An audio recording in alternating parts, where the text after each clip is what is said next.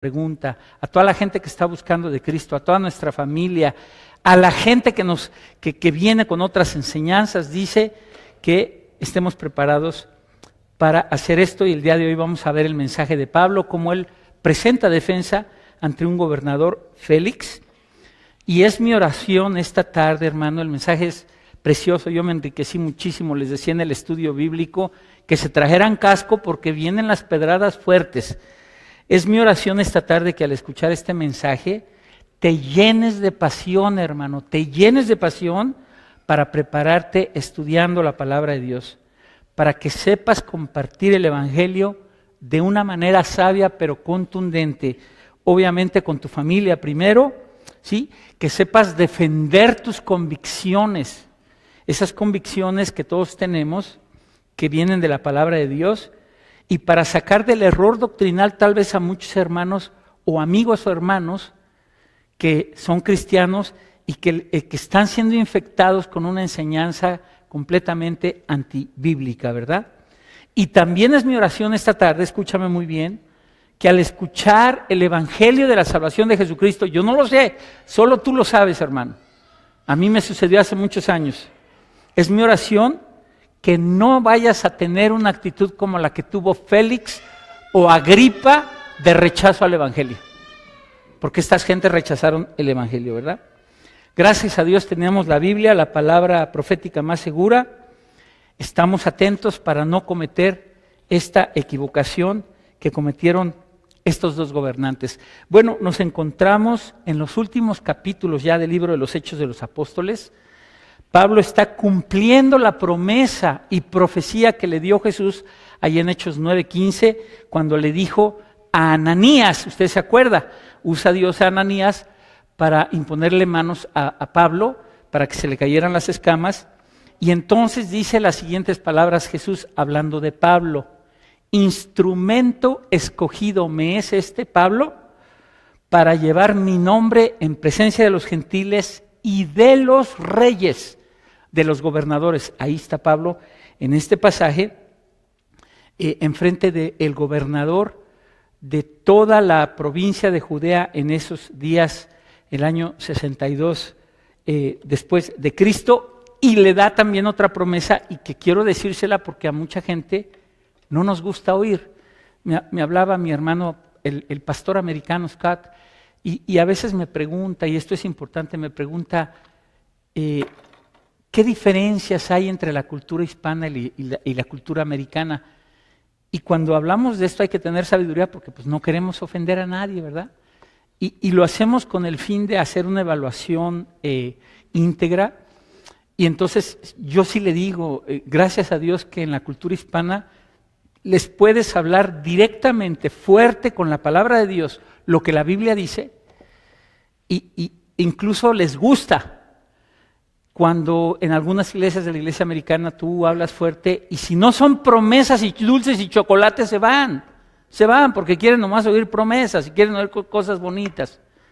Entonces, con todo esto, estamos ante un pasaje muy, muy, muy precioso que me enriqueció mucho esta semana, y no queda más que ver el poder del evangelio, la fuerza que tuvo en la vida de Pablo, que desde que entró, cuando se le aparece Cristo resucitado, ahí en el camino, en Hechos 9, él desde ese momento nunca salió de su vida y tira todo. Dice Filipenses que todo lo considera Pablo basura, toda su universidad, a los pies de Gamaliel, hebreo de hebreos, los lenguajes que hablaba, todo lo que hacía, dice, lo considero basura a fin de conocerle. Esta frase cuando yo la oí la primera vez en mi vida me hizo llorar, porque dije yo, a fin de conocerle a él, al más grande del universo, a fin de conocerle. Y Pablo ahí dice, todo lo considero basura, ¿verdad? Ahora, ¿cuál fue el precio que tuvo que pagar Pablo? El costo de difundir la verdad, de predicar la verdad, fueron penalidades, naufragios, peligros en tierra, peligros en mar, y ninguna de estas cosas lo hizo desistir, hermanos, ninguna de estas cosas, porque el día de hoy estamos hablando de convicciones. Y si tú no las tienes, hermano, tú tienes que tener, estos son nuestras convicciones, aquí están los principios de vida, hermano. Y las convicciones, como yo digo, las convicciones inquebrantables son los valores, los principios por los que estás dispuesto a morir. No sabemos lo que es eso porque no estamos ahí. Los misioneros sí, en los países extremos sufren persecución, ¿verdad? Entonces, ninguna de estas cosas hizo desistir al apóstol Pablo y no consideró ni siquiera valiosa su vida, pues dice que él quería ganar a Cristo y ser hallado fiel en el servicio a él, ¿verdad? Y vemos por todos lados esta persecución, una tras otra. Era azotado con varas por los judíos. No sé cuántos saben que la ley judía no permitía 40 azotes. Esto es risible. Entonces les daban 39. O sea, lo mismo, ¿no? Y fue arrastrado de un tribunal a otro. No vemos una sola ciudad donde no encontrara que le esperan cadenas y prisión. Ahí mismo en Hechos 9:15, cuando le promete Dios a Pablo que va a predicar su evangelio delante de reyes y gentiles, dice, porque instrumento escogido me es dice, y yo le mostraré cuánto es necesario padecer por causa de mi nombre. Hermano, es una promesa de la Biblia, hay que tener balance, es una promesa de la Biblia que todos los que vivamos en serio sirviendo al Señor, vamos a tener enfrentamientos, vamos a tener persecuciones de la familia, del trabajo, de todas partes, todas estas cosas, ¿verdad? Entonces, no hubo una sola ciudad donde usted ve que Pablo no se enfrente a azotes, prisiones, cadenas y todas estas cosas. Ahorita lo vemos ya en Jerusalén, está en Jerusalén él, acusado falsamente, procesado en Cesarea y es llevado a un tribunal para quitarle la vida. Pero vemos que una y otra vez predica con pasión porque sus convicciones eran inquebrantables, inquebrantables. Y más aún, aprovechaba cada oportunidad la aprovechaba, ¿sí?, para compartir el evangelio, no para defenderse él, ahorita lo vamos a ver. ¿Sí? Esto es increíble, para defender sus convicciones.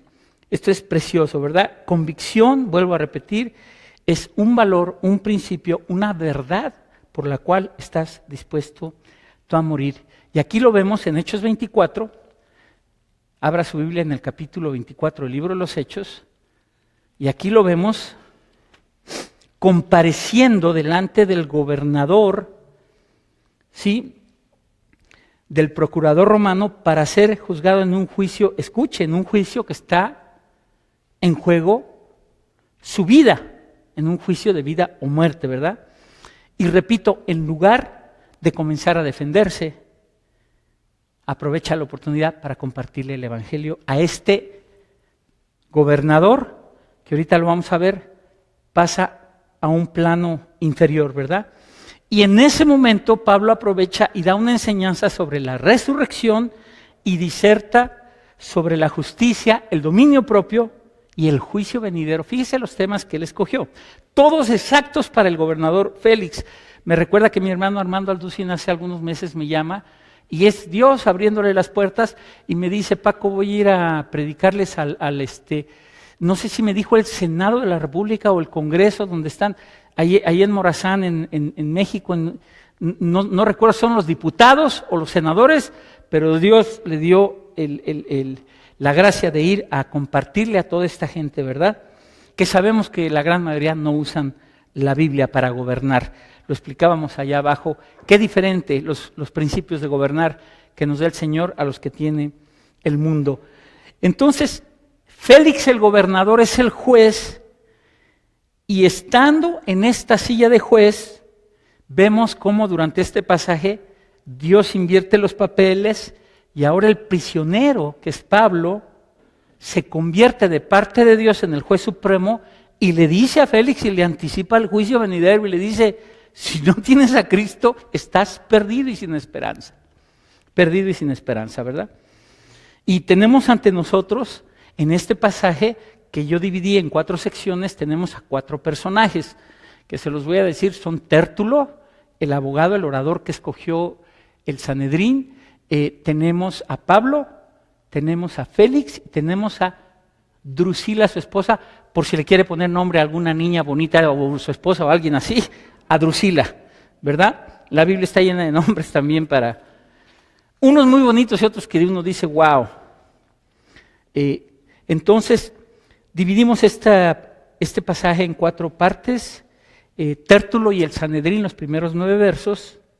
Pablo ante Félix, del 10 al 22. Félix ante Pablo, del 23 al 27. Y por último, la respuesta de Félix ante el mensaje de salvación del Evangelio. Vamos a leer los primeros 9 versos, capítulo 24. Dice así: 5 días después descendió el sumo sacerdote Ananías, ya vimos que no es el Ananías de Cristo, es otro, con algunos de los ancianos y un cierto orador o abogado, para que entienda, llamado Tértulo, y comparecieron ante el gobernador contra Pablo. Y cuando éste fue llamado, Tértulo comenzó a acusarle diciendo: como debido a ti, está hablándole a Félix, como debido a ti gozamos de gran paz y muchas cosas son bien gobernadas en el pueblo por tu prudencia, oh excelentísimo Félix, lo recibimos en todo tiempo y en todo lugar con toda gratitud. Pero por no molestarte más largamente, te ruego que nos oigas brevemente conforme a tu equidad o tu sentido de justicia, porque hemos hallado que este hombre es una plaga y promotor de sediciones entre todos los judíos por todo el mundo, y cabecilla de la secta de los nazarenos. Intentó también profanar el templo, y prendiéndole quisimos juzgarle conforme a nuestra ley, pero interviniendo el tribuno Lisias, Claudio Lisias, con gran violencia, le quitó de nuestras manos, mandando a sus acusadores que viniesen a ti. Tú mismo, pues, al juzgarle, podrás informarte de todas estas cosas que le acusamos. Vamos a ver este primer pasaje, y dice así: después, acuérdese que hay una conspiración de 40 judíos que se comprometen bajo juramento a no comer ni a beber hasta no ver a Pablo muerto. Dios permite en su soberanía y providencia que el sobrino de Pablo escuche todo y le avise al tribuno Claudio Lisias acerca de este complot, y se llevan a Pablo resguardado por 200 soldados y una patrulla auxiliar, ¿verdad?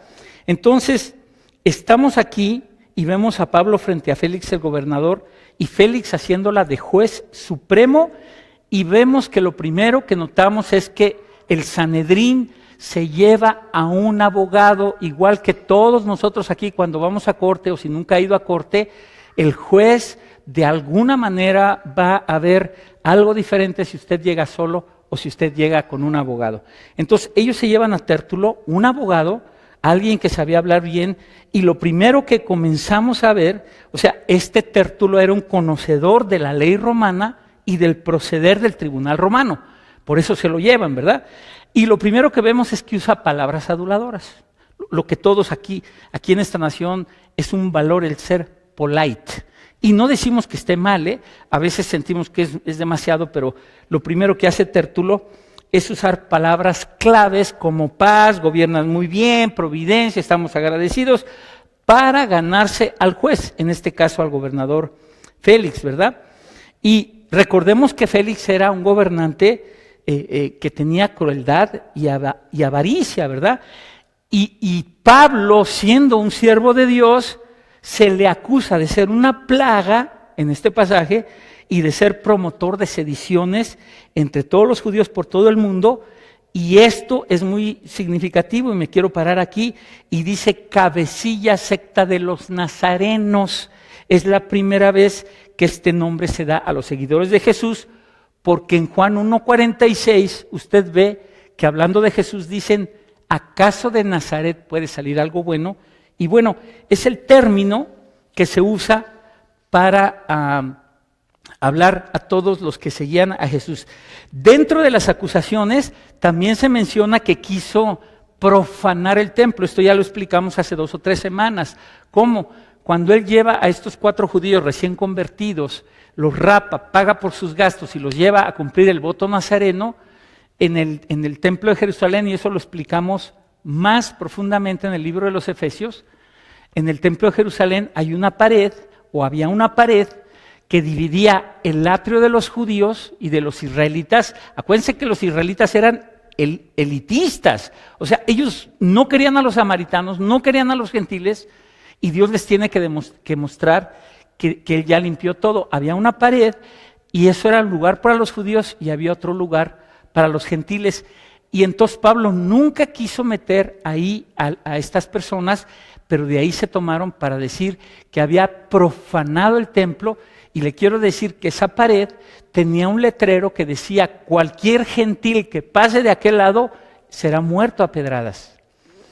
Y en el libro de los Efesios, que estamos estudiando allá abajo, dice que esa pared ha sido derribada.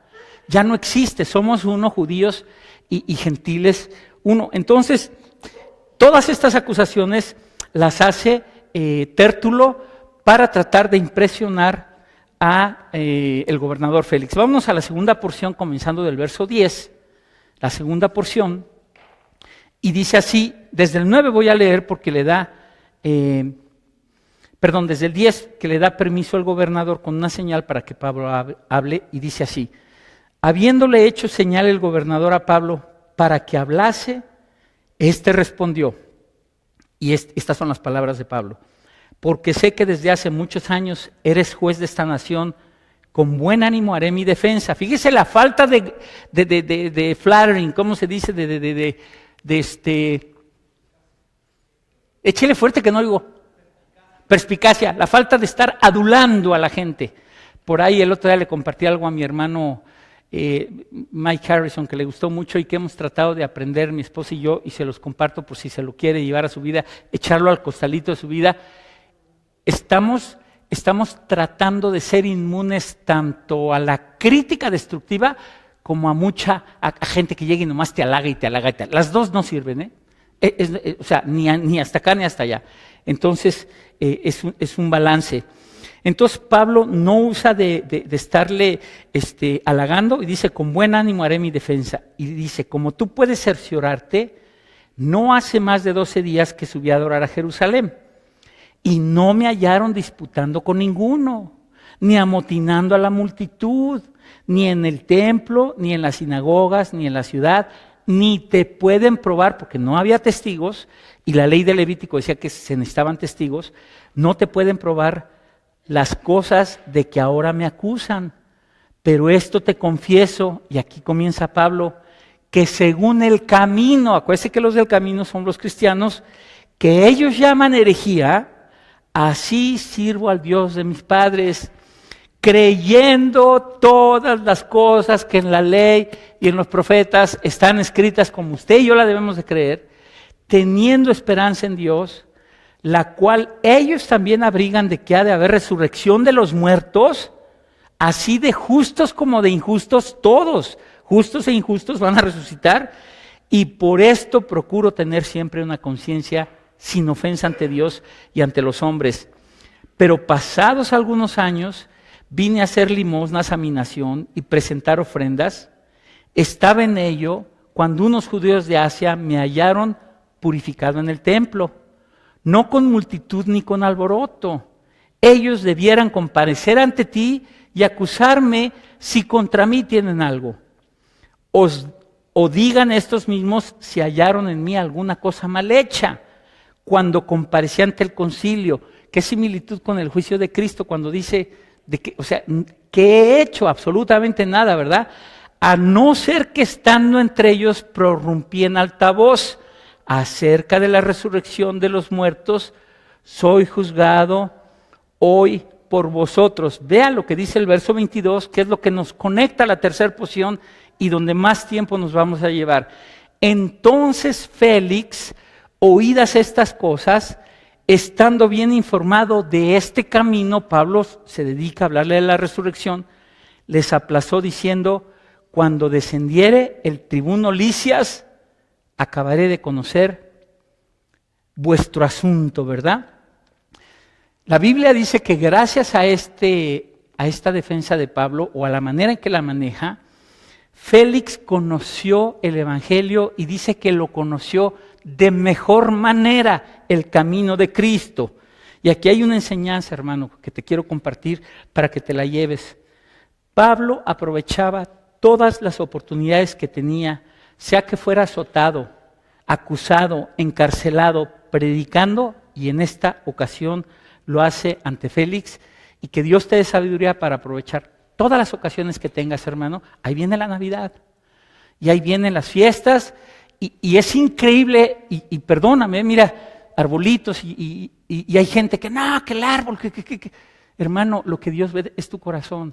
Es increíble cómo nos arrastra el mundo y no somos capaces de compartir el Evangelio en nuestra casa. Que Dios te dé sabiduría para saberlo compartir y que puedan ellos conocer el motivo real de la Navidad y que te den tus regalitos también, pues ¿por qué no, verdad? Pero y a mí si me quiere regalar cualquier cosa, humildemente la acepto, pero ¿cómo se llama? Esto es precioso, eso de aceptar, porque uno no se da cuenta y a veces hay un orgullo, no, ¿cómo me vas a dar nada? A mí yo lo acepto humildemente, hermano. Mire, hace años, espéreme, le presumo tantito, me lo regaló Sandrita. Hace años, Sandrita y yo anduvimos, ahorita le seguimos con este pasaje, andábamos muy limitados, yo tenía 3 trabajos en México, y bueno, la cosa es que tuve que vender mi reloj. Un reloj muy bonito que me regalaron, un G-Shock, hablo de los 90, muchos no habían nacido todavía, ustedes son chavos. Y voy en el metro, lo vendo en mi trabajo, pues teníamos que comer y bueno, ¿qué no vendimos, no? Entonces voy en el metro y me encuentro a Andrés Nieto, un hermano cristiano, esto ya se lo sabe Sandrita, y me ve y mire, usted me conoce, es raro que me vea usted desanimado. Siempre ando y estoy empujando y véngase, anímese y le doy una palmada. Y ese día yo iba así, ¿no? Pues acababa de vender mi reloj y entonces llega mi hermano Andrés. Todo esto para que sepa cómo hay que recibir las cosas con gratitud. Y entonces me dice, ¿qué tienes, mi hermano? Pues, ¿qué pasó? Yo iba en el metro. Y entonces ya le digo, no, pues mi reloj, man, mi G-Shock, pues lo tuve que vender y le platico. Y se agarra él su reloj y le hace así. Yo ahorita no me lo voy a quitar para dárselo, pero se lo saca y le hace así. Y me dice, ten, hermano, un reloj 5 veces más picudo que el G-Shock. Y lo vi y le dije yo, no, hermano, no, ¿cómo crees? Y me dio una lección increíble que se la voy a regalar a usted y se la va a llevar y va a salir bendecido. Y me dijo, aprende a recibir con humildad. Hijo, me tapó la boca, pero así con cemento. Sí, me dijo, aprende a recibir. Y dije, presta el reloj. 5 veces mejor mi reloj. Y llegué con Sandrita y le digo, mira, y traigo además para que comamos. Así es que hay que recibir con humildad, hermano. Entonces, con todo esto, Félix conoce el Evangelio, que le dé Dios sabiduría para recibir, para dar, para esta Navidad que puede usted compartir el Evangelio, ¿verdad?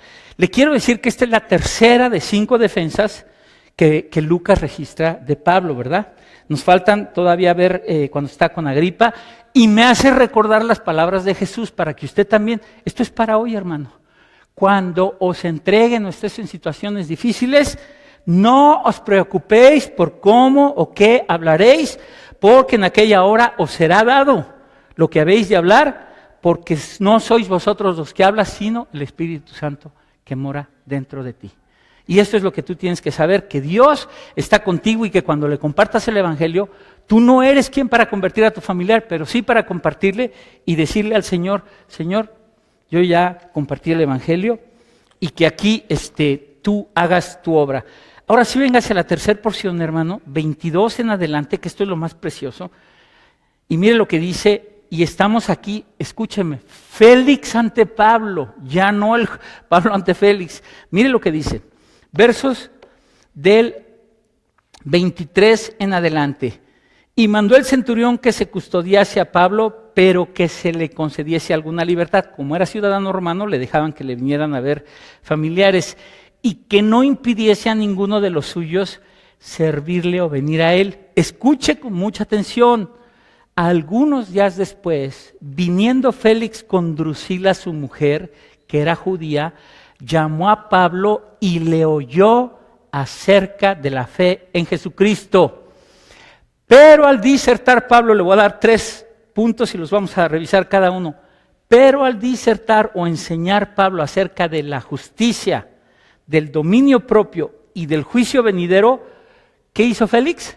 Se espantó y dijo: ahora vete, pero cuando tenga oportunidad te llamaré. Esperaba también con esto que Pablo le diera dinero, fíjese, para que le soltase, por lo cual muchas veces lo hacía venir y hablaba con él. Pero al cabo de 2 años recibió Félix por sucesor a Porcio Festo, y queriendo Félix congraciarse con los judíos, dejó preso a Pablo, ¿verdad? Increíble lo que vemos aquí. Félix tenía toda la autoridad para decirle a Pablo: Pablo, ya no me hables más de este asunto, como lo hemos visto que mucha gente dice: ya no quiero saber, te invito a mi fiesta de Navidad, pero o sea, puedes hablarme no quiero mencionar nombres, de música, de rock, de las Chivas Rayadas, de la América, de quien tú quieras, pero no me hables de Jesús. Así nos dicen. Hermanos, hemos llegado a un tiempo en el mundo en el que los cristianos hablamos de Jesús y es intolerancia, y todo el mundo habla de porquerías, y es libertad religiosa. O sea, ¿qué es esto? Por eso le digo que le des Dios sabiduría para que sepa cómo compartir el evangelio. Entonces Pablo, con toda esa autoridad, Félix no le dice: no me hables más, sino dice que lo manda a buscar para escuchar más. Hubo una búsqueda de parte de Félix. Él viene con su mujer y manda a traer a Pablo, ya no para escucharlo defenderse, ¿sí?, sino para escuchar qué era eso que él decía del Jesucristo, del camino. O sea, este fue un mensaje personal a Félix de parte de Pablo y de Dios. Y aquí es donde vemos la escena a la inversa. Félix está sentado oyendo la predicación y Pablo es el que está hablándole a él de los cargos que tiene Félix como pecador el día que llegue a la corte celestial. Y la Biblia nos dice que Pablo le habló profundamente en cuanto a 3 cosas, hermano. La primera, la justicia; el segundo, el dominio propio; y luego el juicio venidero. Fíjese si no sabrá Pablo cómo escogió estos temas. Justicia y dominio propio, asuntos que no caracterizaban a este hombre gobernante Félix. Cosas que no ejercía este hombre impío, y Pablo lo expone a este hombre a verse frente al espejo de la palabra de Dios y a decirle todas las cosas que tenía él. Aquí dice, es uno de los primeros versos que yo me memoricé, aquí dice que la palabra de Dios es viva y eficaz, más cortante que toda espada de 2 filos, que penetra hasta partir el alma y el espíritu y los tuétanos, y discierne las intenciones y los pensamientos del corazón. Pero ahí le va lo que no lee la gente después de eso, y dice que ante él, ante Dios, están desnudas todas las cosas de los hombres. Entonces, este señor se enfrenta ante la palabra de Dios y queda al desnudo todas estas cosas, ¿verdad? Le habló también a fondo de la justicia de Dios, que Dios es justo, que Dios es santo y que Dios pagará a cada uno según sus obras. Y este hombre, que era injusto, sabía lo que estaban hablando. Venga a Eclesiastés 7:20 para ver esta verdad. Eclesiastés 7:20, el libro que está antes del Cantar de los Cantares y después de Proverbios, Eclesiastés 7:20, para ver esta verdad acerca de que los hombres no son justos. No hay un hombre justo. 7:20 dice: ciertamente no hay hombre justo en la tierra que haga el bien y nunca peque. O sea, Pablo lo lleva a ver la justicia perfecta de Dios y la injusticia de él. Sí, su imperfección moral, y le deja saber con el siguiente tema del juicio que estaba sentenciado a morir eternamente. También se menciona el dominio propio, y le quiero decir que en esa época los gobernantes, y yo diría que en todas las épocas de la historia, ¿verdad?, pero eran muy dados ellos a las fornicaciones, a los adulterios, a las orgías, a las borracheras, al homosexualismo, y seguramente Félix, como todos los hombres que estaban en esas posiciones, era esclavo de estas cosas. Y Pablo apunta y le dice aquí, mira lo que dice la Biblia sobre el dominio propio. Pero lo más importante, le habla del juicio venidero, hermano. Y le dice: Félix, un día se te va a sentenciar. Imagínese en ese lugar donde Pablo iba a ser sentenciado, se convierte Pablo en el juez y Félix oyendo. Y le dice, Félix, hay un día que se te va a sentenciar. Vas a dar cuenta absolutamente por todas las cosas que haces, ¿sí? Y véngase a este pasaje para que veamos esta verdad. Y esto es importante, Apocalipsis 20, el juicio del gran trono blanco. Recuerdo a Armando que vino en junio y fue el tema que dio el domingo, el día del juicio final. Hermano, qué importante es encontrar un balance en la predicación de la Biblia.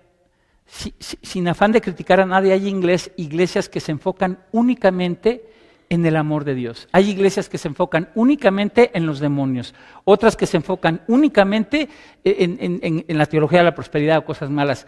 Y hay que tener un balance entre todas estas cosas. Se predica el amor de Dios, gloria a Dios, el juicio, la justicia de Dios, la ira de Dios también, hermano, pues es de Dios, su misericordia, su bondad, todas estas cosas. Mire lo que dice Apocalipsis 20, a partir del 11 al 15, y quiero que piensen en el contexto de una corte, para los que han ido a corte. Yo he ido a corte, y aquí los que llegamos de Hispanoamérica, de Latinoamérica, nos sorprendemos, porque en nuestros países pues hace mucha falta una cultura. Aquí la cosa es seria, aquí llegas y aquí te paras cuando entra el juez. O sea, aquí no estás sentado con tu chicle así. No. Y cuidado cuando le hables al juez, le dices Your Honor. Y más te vale para que te baje los puntos por andar corriendo en el coche, ¿verdad? Entonces, se lo digo por experiencia. Aquí la cosa es seria, hermano. Y el juez es el que dictamina la sentencia. Mire, el juez del universo, la corte celestial, la Biblia nos abre ahorita, usted aquí en el 2017, vamos a asomarnos al cielo. Mire lo que dice. Y vi un gran trono blanco, esto se llama el juicio del gran trono blanco, y al que estaba sentado en él, de delante del cual huyeron la tierra y el cielo, y ningún lugar se encontró para ellos.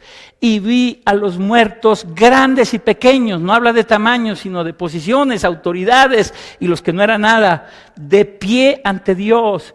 Y los libros fueron abiertos, el registro, y otro libro fue abierto, el cual es el libro de la vida, y fueron juzgados los muertos por las cosas que estaban escritas en los libros según sus obras. Y el mar, ahí está en la segunda resurrección, entregó a los muertos que había en él, y la muerte y el Hades entregaron los muertos que había en ellos, y fueron juzgados cada uno según sus obras. Y la muerte, un ente espiritual, hermano, no la calaca que te pintan, y el Hades fueron lanzados al lago de fuego. Esta es la muerte segunda, eterna, para siempre. Y el que no se halló inscrito en el libro de la vida fue lanzado al lago de fuego. Parados de pie frente al juez del universo, porque ya no se puede doblar rodilla, ya no. Nada más mientras estás en esta vida, y es lo que Pablo le estaba diciendo, y es el mensaje de hoy. No, tú no sabes, nadie sabemos cuándo nos vamos. Recibimos mensajes que me dicen, ¿te acuerdas de Pucho? ¿Te acuerdas de Porche? Pues ya se fue, pues ya murió.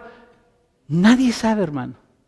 El 11 de septiembre del 2001, ahí estaba en el espejo. Ahí estaba José Luis Chávez en el espejo arreglándose su corbata diciéndole, ahí vengo en la noche a comer mi pollo. Ya no, se lo comió alguien más, ya no regresó. No sabemos, hermano, no sabemos, ¿verdad? Entonces, es una sentencia, y quiero que escuche bien, y para eso venga hacia los estudios. Se habla de un lugar que nadie sabe dónde está. No es el infierno, no es el infierno, se habla del lago de fuego, en algún lugar del universo. Ahí es en donde dice la Biblia en una versión, esto es impresionante, que el castigo y el tormento, y dice, y el humo de sus castigos y del tormento, dice, está así por siempre jamás. No se cierra, por siempre jamás, porque hay sectas que dicen que hay una aniquilación. Eso no enseña la Biblia. O sea, que sí van a ser castigados, pero van a llegar a desaparecer. Mentiras, aquí dice que para siempre jamás. Ay, hermano, qué falta de misericordia. Aquí está en la Biblia, hermano. Aquí está en la Biblia. Noten que Pablo no aprovecha la oportunidad para decirle, ahorita que estamos solos, mira, me acusaron, yo no hice nada, me acusaron sin fundamento, no es cierto. Claudio me trajo para contarte, nunca Pablo pide por su libertad, sino que le predica a esa alma perdida el camino al fuego eterno para que se dé cuenta, ¿verdad? Y Félix oye sobre el Señor Jesucristo, sobre la justicia de Dios, sobre el dominio propio y finalmente sobre el juicio venidero. Félix fue expuesto al Evangelio de Cristo, hermano, como tú estás siendo expuesto el día de hoy. Y tenía que tomar una decisión, Félix. Y aquí es lo que vamos a ver en la cuarta parte. Félix ante este Evangelio. O sea, ¿qué hace Félix ante estas cosas? Y lo primero que nosotros vemos es algo increíble. Se espanta y mire lo que dice. Cuando tenga tiempo, te vuelvo a mandar llamar. Cuando tenga tiempo. Cuando tenga tiempo, Dios, haga usted ahí su análisis. Ahorita no, Señor, cuando tenga tiempo. Vente a servirme, hijo. Vente a servirme. Cuando tenga tiempo, Señor. Ya vente, ya dedícate a estudiar, ya deja de ir a la iglesia a evangeligar nada más. Ya vente. Al rato, Señor. Dame otros 5 mesecitos. 5 mesecitos, déjame. Le sigo aquí con un asuntito que traigo y te busco en 5 meses. Y así estamos, hermano. Y así estamos. Y perdón, yo estoy aquí para compartir lo que es la palabra de Dios. No para decirle, sí. O sea, la casa se está quemando y voy a llegar y te voy a decir, ¿no te quieres salir por favorcito? Se está quemando tu casa. Hijo, ¿sabes qué te agarro y te saco de los pelos? Perdóname. Y chamuscado vas a ver que me vas a dar las gracias después, hermano. El mensaje del Evangelio tuvo un efecto en el interior de este hombre que con tanta autoridad tembló. Tembló ante las palabras del preso porque el Evangelio es poder de Dios, hermano. Un temor que causó su propia conciencia. Ahí le va, ¿por qué? Porque sabía que era verdad lo que estaba diciendo. Y cuando le hablas a un familiar, ¿cómo me acuerdo de familiares que me decían, pero es que no? Así me decía, bueno, no voy a decir el nombre, lo voy a decir Alejandro. Hay que salvarlo. Dices que es que me matas, dices que aunque no lo crea yo que es verdad. Claro que es verdad, aunque no lo creas. ¿A poco porque no lo creas te hace que no? La gente sabe que es verdad, hermano. La gente sabe que es verdad, pero no les conviene. Ese es el asunto. No les conviene. Félix se quitó a Pablo encima y le dijo, ya no te quiero ir, al rato te mando llamar. Con la misma autoridad que lo trajo le dice, vete. Y le dice, cuando tenga tiempo. Cuando tenga tiempo. ¿Y sabe qué? ¿Quieres saber cuál es el error más grave de Félix? Todo para que lo apliquemos, ¿eh? ¿Sabe cuál es el error más grave? No le dijo vete a Pablo, le dijo vete a Cristo. Cuando tú le dices a alguien que te está mandando el mensaje de la palabra de Dios, no tengo tiempo, se lo estás haciendo al Señor. Se lo estás haciendo al Señor, hermano. Esa es la condenación. Rechazar a Cristo. Hermano, no va a haber a nadie, y eso yo te lo firmo, y después me compruebas que no tuve yo razón. No va a haber nadie en el infierno, en el lago de fuego, que diga, ¿por qué fuiste injusto conmigo, Dios? ¿Por qué estoy aquí? Nadie va a decir eso, porque todos van a saber que eso era lo que merecían. Porque ellos se condenaron al rechazar al Señor. Algunas cosas que hay que destacar. Le dio muy poca importancia Félix al Evangelio. Le dio muy poca importancia al decirle, al rato, cuando tenga tiempo, la vida que tienes te la dio el Señor. Juan, si Él te dio tu vida, imagínate nada más. Félix promete que va a regresar, ¿verdad? Y dice la Biblia que estuvo preso 2 años más y que nada más regresó para ver si sacaba dinero, ¿sí? Y aquí hay otra aplicación, primero para los que no están en Cristo. Y que a lo mejor tienes cosas en común con Félix. Y solo tú puedes saber si estás o no estás en Cristo. No tengo tiempo para Dios. Y usamos a Dios como un producto cuando lo necesito y cuando no lo necesito, no. Dígame si estoy diciendo mentiras, hermano. En los funerales, todo te lo sabes. Vas y das el pésame. Pero eso sí, yo no. O sea, esto es increíble, hermano, esto yo lo he aprendido. O sea, Ves viejos a los demás, pero tú no te ves viejo. ¿A poco no? Los demás están viejos, yo no. Y yo tengo 60, pues veo al de 80. Y cuando tenga 75 voy a ver el de 90 y así, y me voy haciendo para atrás. Y todos se van al infierno, pero yo no. Y todos pierden su salvación, pero yo no. Y así estamos, hermano, jugando, ¿verdad? Usamos a Dios. Ahí está la reunión de oración. El sábado, hermano. Hace un mes vino una persona. ¿Cómo es posible que vengamos una persona a una reunión de oración cuando el Señor nos dice que todas las decisiones que se toman allá arriba celestialmente para que aquí abajo se lleven a cabo las cosas están basadas en la oración? Lea Daniel 9 y 10. Después de Daniel estar 21 días afligiendo su alma, bajan ángeles a darle respuesta. Se mueven los cielos para bajar a darle respuesta a este. Y se interpone ahí un principado de Persia que tienen que mandar llamar al arcángel Miguel para que se lo despache y los deje pasar con la respuesta. Otra similitud. ¿Has tenido oportunidad de escuchar el Evangelio? Yo no sé cuántos mensajes has oído en tu vida. Si tienes 10 años aquí en la iglesia con nosotros, échale 52 por 10, 520, más el estudio bíblico, 1040, más que vas a la célula, 1600 veces has oído el Evangelio del Señor. ¿Y sabes qué? Y te voy a decir algo que es verdad, porque Él lo ha hecho conmigo. ¿Nos ha perdonado el Señor? ¿Qué número quieres que te diga?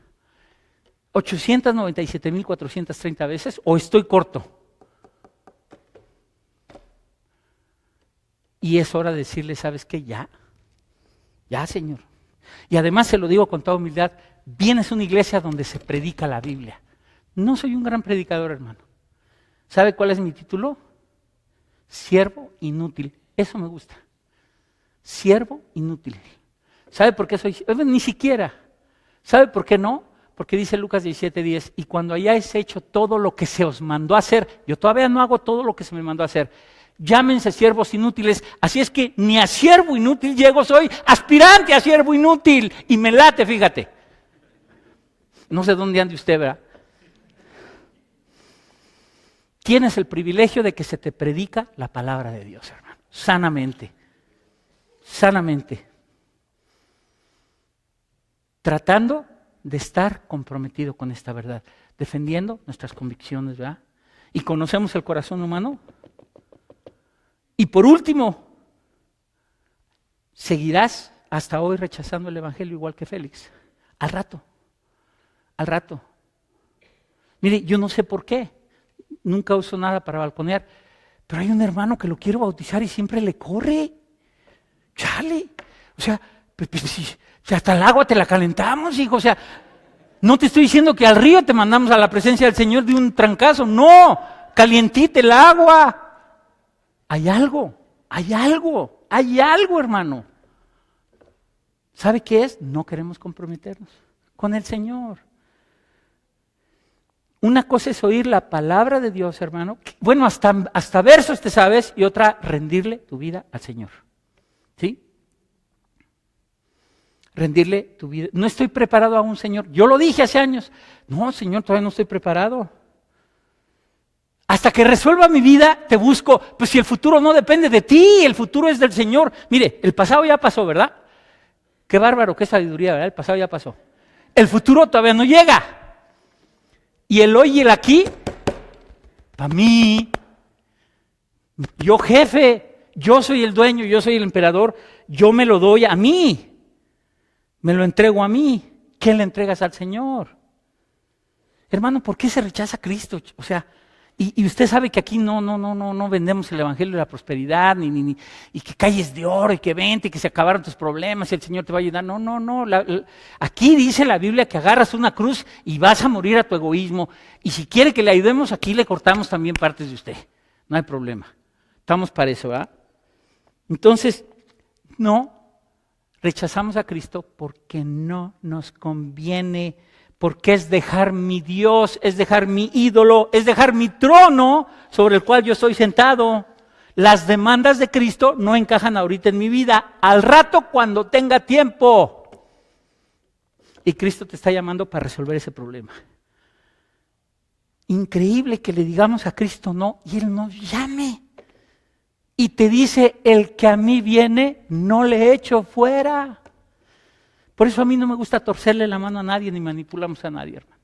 Es un acto de tu voluntad, absolutamente de tu voluntad. Pero te quiero decir algo, no siempre va a ser así. No siempre va a ser así porque dice la Biblia que está establecido para los hombres que mueran una sola vez y después. Ahí está. Y no sabemos cuándo nos vamos, hermano. Y hoy te está llamando una vez más, como lo ha hecho miles y miles de veces. Y necesitas 2 piernas para venir a Cristo. Una se llama fe y la otra se llama arrepentimiento. Es todo lo que necesitas. Pídele que tenga misericordia de ti. Padre Celestial, te damos gracias. Gracias, Señor, porque escuchamos tu palabra, tu evangelio. Señor, como cristianos, perdónanos por posponer mi vida y rendírtela para servirte, por dedicarme a asuntos que son pasajeros y temporales y no servirte e invertir en el banco del cielo, Señor, donde el orín y la polilla no afectan, Señor. Te doy gracias, Señor, por escuchar este mensaje. Si no tienes a Cristo, dile al Señor que tenga misericordia de ti. Dile, ten misericordia de mí.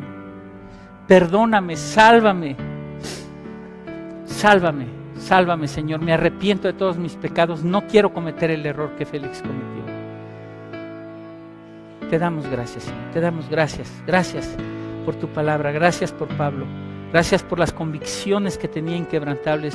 Gracias porque tu palabra es verdad, Señor. Gracias porque nos das vida para compartir el evangelio. Haznos instrumentos en tus manos que la gente pueda ver que tú vives dentro de nosotros, Señor. Te damos gracias en el nombre de Jesús, Señor. Vamos a hacer un canto, hermano. Gracias. Sí. Te bendecimos, Sí. Señor. Gracias, Señor. Gracias, Padre. Gracias, Señor, por tu palabra. Vamos a ponernos en nuestros pies, mis hermanos.